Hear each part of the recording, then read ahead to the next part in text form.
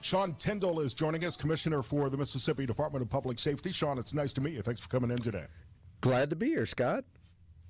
So I got questions about Real ID, and I know this is something that we've been working on for, 7 years now? Yeah. And I'm ashamed to admit that I still don't have my Real ID.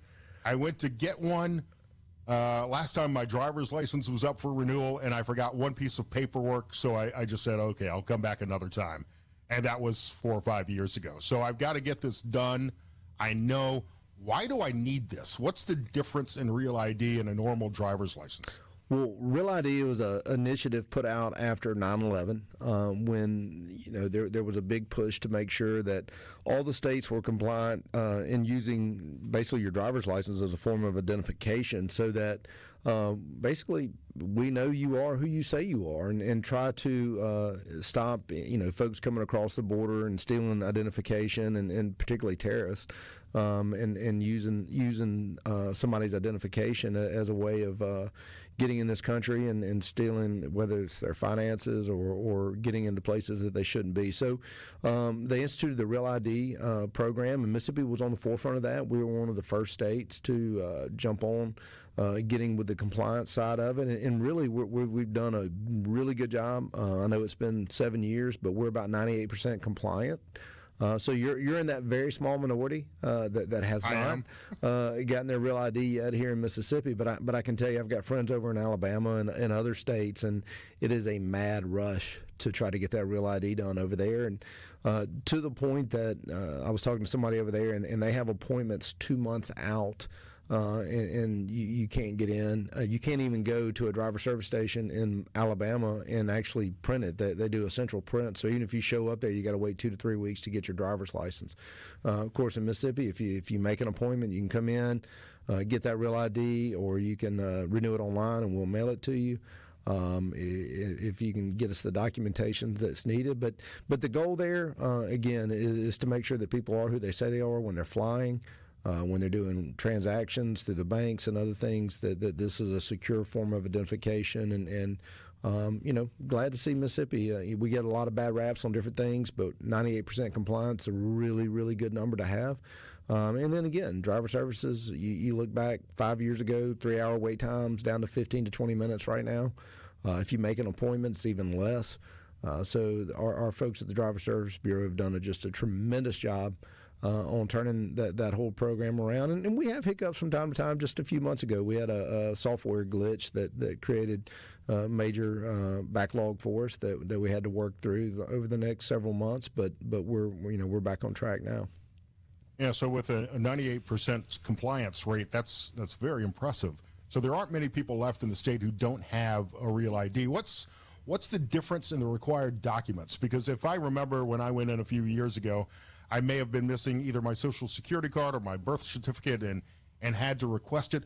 I may have to request it again. I know that I did, but now it's been 4 years, and I'm not sure where I put it then. It should be in a safe. I realize I'm breaking all the rules on identification, I'm sure. But there are stricter document requirements, and you've got to bring in like 6 or 7 different things, if I remember correctly. I don't think it's quite that many. Really, you got to bring in 2 different forms of identification. So a Social Security card and birth certificate will be fine.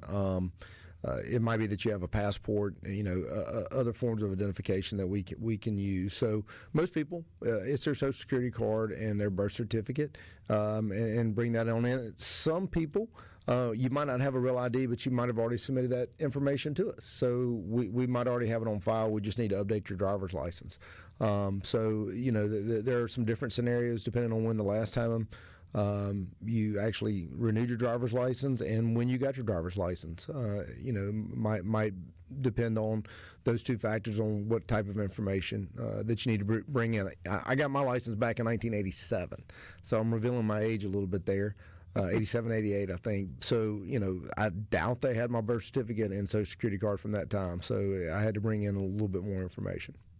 I got mine in 85 or 86, and I got my fake ID in 83 or 84, but you don't need to know that. Easy. I think the statute of limitations has passed on that, Sean. So why is it, what additional measures, and this is a great question from Mike in Madison, what additional safety measures does the Real ID provide if you're traveling? How is it different than a normal identification that already required documentation and proof of ID to get your driver's license?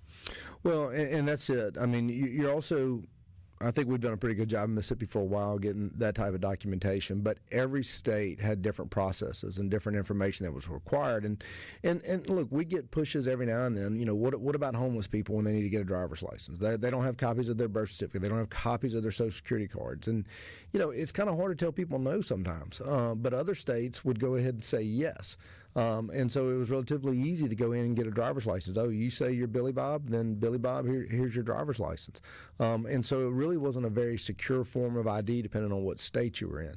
And so the goal is to create a standard across all 50 states where, again, people are who they say they are when they get those driver's licenses. And I think we've done a pretty good job in Mississippi for a long time with that.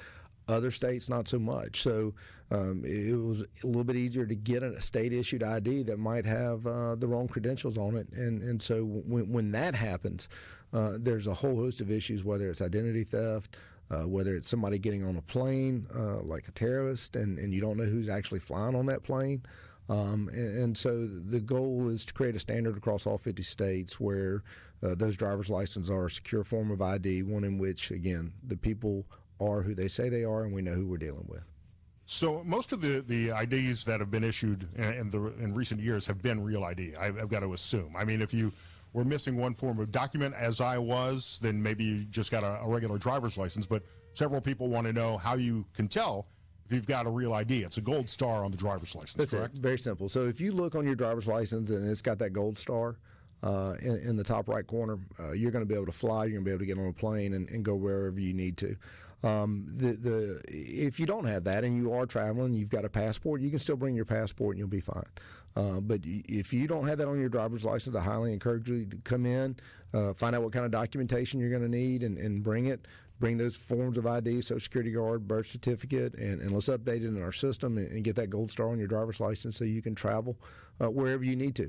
If you're not flying on a plane, it doesn't really matter. I mean, you can get by without it. But if you're planning on doing any sort of traveling, you need to go ahead and do it. And even some of the banks now are starting to require that Real ID. So it's a good idea to go ahead and come and get it, but you don't have to.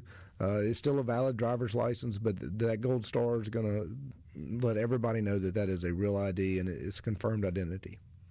And it will be required to fly domestically. If you're going to drive across to Canada or Mexico, I believe you also need the Real ID. It can't be forged, can it? It's not anything that would be easy to forge. Not that I would be encouraging that by any means. Well, at the end of the day, when it comes to forgeries, there are people that are pretty sophisticated that can do all kinds of stuff. So I'm not going to say that that's against the realm of possibility. I think that's out there. And to that end, what I would encourage folks to do is download our Mississippi Mobile ID app. Which is an app that you can carry your identification on your phone.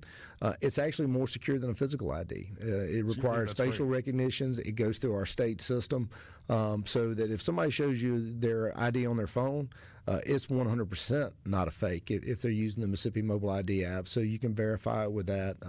But yeah, it's a good thing. It's a great step in the right direction. And again, I think it's a safety issue, and I think it's a security issue, and I also think it's trying to prevent fraud and identity theft issue. So if you're planning to fly after Wednesday and you don't have the Real ID yet, and what happens if you don't have a passport? Are there any other alternatives available to fly? No, I think those are going to be your two alternatives: to have a Real ID or have some sort of passport. And other than that, you're probably going to be turned away at the gate, and you're going to have spent $500 to $1,000 on a plane ticket, and nobody wants to do that. So come on in. You can set an appointment or you can do a walk-in. Again, our average wait times are down significantly across the state. And down on the Mississippi Gulf Coast, we actually have a driver service station at the Gulfport Municipal Airport where, if you're flying out and it's an emergency, that's why we put it there, is people that were flying we knew might have some issues. They can go down there and get it. We also have a mobile ID station right now where we've taken a van and converted it into a driver service station so that we can go all over the state, and we plan on hitting some of the airports in different locations as this goes into effect to make sure that if people need it, they can get it. I got 6 weeks before I'm planning to fly into Gulfport Biloxi International, so I need to get my Real ID done very, very soon, it sounds like, with all of the proper documents this time around. Sean Tindell from the Department of Public Safety, thank you so much for coming in. This is a big deal, and Mississippi has been ahead of the curve in getting implementation of the Real ID done. So congratulations. Great job. Thank you, sir.